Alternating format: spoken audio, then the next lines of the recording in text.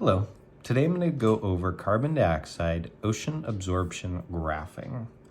And it talks about our setup here where humans are putting more carbon dioxide into the atmosphere. So the amount of carbon dioxide is going up, which means temperature of the atmosphere is going up. But carbon dioxide will dissolve in ocean water.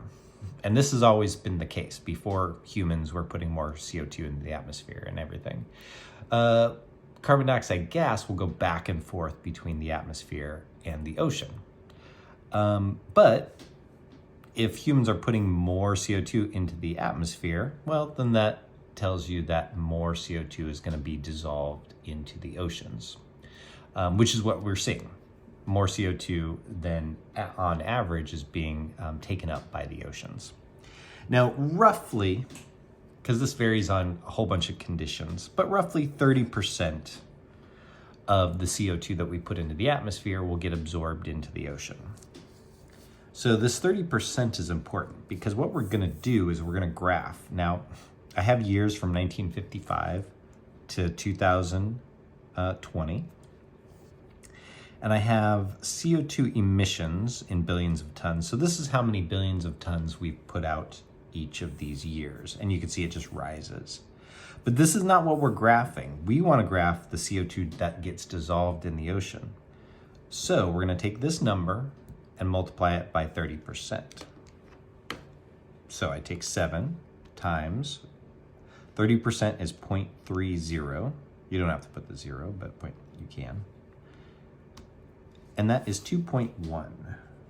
So 2.1 is what I'm going to be using on my graph for 1955. Let's do another one.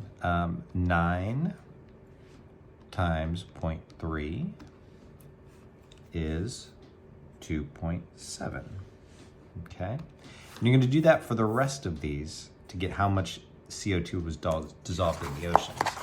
And then you're going to make your graph. So you can pause this so you can see how I have my years arranged down here, and then the amount of CO2 dissolved in the ocean arranged here from 0 to 11.